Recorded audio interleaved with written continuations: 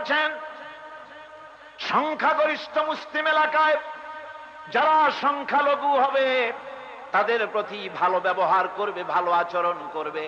যদি আচরণটা খারাপ হয়ে যায়, সংখ্যালঘুদের উপরে যদি অত্যাচার করো, তাহলে আমি নবী মুহাম্মদ রাসূলুল্লাহ সাল্লাল্লাহু আলাইহি ওয়াসাল্লাম কিয়ামতের দিন আল্লাহর দরবারে মুসলমানদের বিরুদ্ধে সংখ্যালঘুদের পক্ষ সমর্থন করে রব্বুল আলামিনের দরবারে মামলা দায়ের করব। ধর্মনিরপেক্ষ রাষ্ট্র তো আমার বাড়ির কাছে ভারত। ধর্মনিরপেক্ষ মতবাদ দিয়ে সে দেশে কি বিভিন্ন ধর্মের মানুষের নিরাপত্তা দিতে পেরেছে, অধিকার দিতে পেরেছে? সুতরাং এই ধর্মনিরপেক্ষ এই কথাটা সম্পূর্ণভাবে মুসলমানদেরকে পরিত্যাগ করতে হবে, ধর্মের পক্ষে আসতে হবে। কোথায় আসতে হবে? কিন্তু বিজ্ঞজনেরা আমাদের দেশের খুব বেশি বুদ্ধি রাখেন। ওনারা বলেন কি, বুখারী শরীফের মধ্যে আছে ধর্মনিরপেক্ষতার কথা। কোথায়? কয় যে লাকুম দীনুকুম ওয়ালিয়া দীন। অনুসারীরা মনে করে মাশাআল্লাহ, আমাদের নেতারা তো বুখারীও পড়ে। বাঙ্গালরে হাইকোর্ট দেখাই দিল, কোরআন শরীফের আয়াত নিয়ে ঢুকাইল বুখারীর মধ্যে। ভাই, আমি আপনাকে প্রশ্ন করি, লাকুম দীনুকুম ওয়ালিয়া দীন এইটা দিয়ে কি ধর্মনিরপেক্ষতা বুঝায়? মূল বিষয়টা কি ছিল সেই বিষয়টিতে চলুন আমরা যাই। কাফেরেরা বলেছিল মুহাম্মদ সাল্লাল্লাহু আলাইহি ওয়াসাল্লাম, ধর্ম নিয়ে আমাদের মধ্যে যে কাশমাকাশ হচ্ছে, আমাদের মধ্যে যে একটা টানা পোড়েন হচ্ছে, আসুন আমরা একটা কথায় ঐক্যবদ্ধ হই। সেটা কি?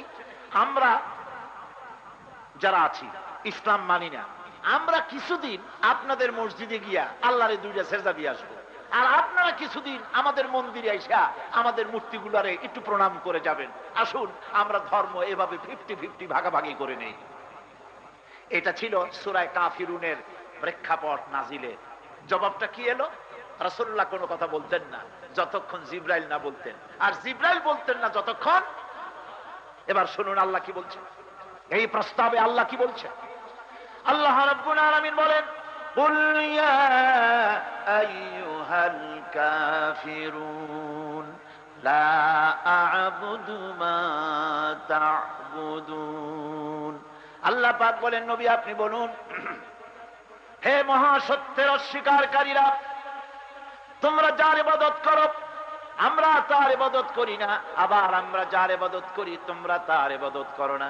সুতরাং মীমাংসা হচ্ছে এটাই, ফয়সালা হচ্ছে এটাই, সিদ্ধান্ত হচ্ছে এটাই, লাকুম দীনুকুম ওয়ালিয়া দীন।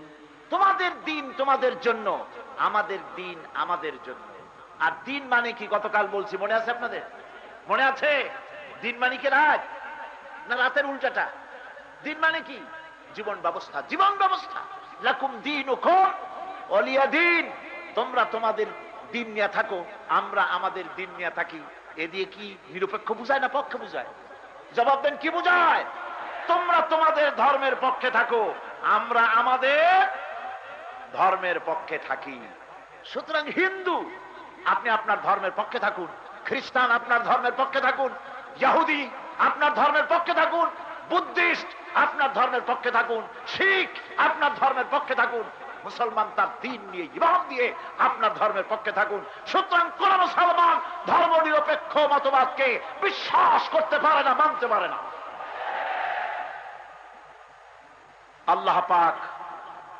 আল্লাহ পাক কোরআনে কারিমে পরিষ্কার করে বলে দিয়েছেন, ইন্না দীনা ইনদাল্লাহিল ইসলাম। ইসলাম হচ্ছে পূর্ণাঙ্গ জীবন ব্যবস্থা। সব এই কোরআনের মধ্যে আমি বলে দিয়েছি। কে বলে দিয়েছেন? আল্লাহ পাক কোরআনে কারিমে বলেছেন, ফামান তাবিআ হুদায়া ফালা খাউফুন আলাইহিম ওয়ালা হুম ইয়াহজানুন। আমার এই হেদায়েত, হেদায়েত মানে কি? কোরআন। এই কোরআন শরীফের নাম শুধু কোরআন না, কোরআনের নাম ফুরকান, কোরআনের নাম হুদা, কোরআনের নাম শিফা, এর নাম তানজিল, এর নাম নূর, এর নাম কিতাব। আল্লাহ পাক বলছেন, ফামান তাবিআ হুদায়া, এই কোরআন যারা মানবে, যারা অনুসরণ করবে, ফালা খাউফুন আলাইহিম, ওদের জন্য কোনো ভয় নাই। সুবহানাল্লাহ, সুবহানাল্লাহ কইতে ইচ্ছা করে না? এটা কোনো নির্বাচনী ওয়াদা নয়। নির্বাচনে যেমন এক একজন আসেন মঞ্চের উপরে দাঁড়ান আর বলেন, ভাইয়ের আমার, বোনের আমার, এবার আমার বালতি মার্কা বাক্স, আপনারা আমাকে আরেকটা বার ভোট দিয়া গোটা জাতির 12:30 বাজাইবার সুযোগ দিন। এটা এরকম কোন নির্বাচনী ওয়াদা নয়। এ ওয়াদা কার? বিশাল আকাশের মালিকের ওয়াদা। বিস্তীর্ণ এই জমিন, পাহাড় পর্বত, সমুদ্র, মহাসমুদ্র, কুল কায়নাতের মালিক আল্লাহ সুবহানাহু ওয়া তাআলার ওয়াদা। সে ওয়াদা কখনো ভঙ্গ হয়? ফামান তাবিয়া হুদায়া, এই কোরআন যারা মেনে চলবে তাদের জন্য কোনো ভয় নাই।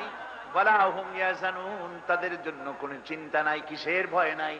কোরআনের আইন যারা মানবে, কোরআনের বিধান যারা মানবে, চুরির ভয়, ডাকাতির ভয়, জিনার ভয়, হত্যার ভয়, নারী নির্যাতনের ভয়, ধর্ষণের ভয়, কোনো ভয় থাকবে না।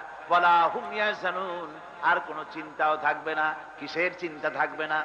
মানুষের মৌলিক অধিকার হলো খাদ্য, বস্ত্র, শিক্ষা, চিকিৎসা, বাসস্থান, মৌলিক অধিকার, ফান্ডামেন্টাল রাইটস। মানুষের মৌলিক অধিকারের গ্যারান্টি দেবে আল্লাহ পাক বলেন, কোরআন যদি মেনে চলো, ভয় নাই, চিন্তা নাই, সুখী সমৃদ্ধশালী জীবন লাভ করবে। ইন্নাদ-দীন ইনদাল্লাহিল ইসলাম।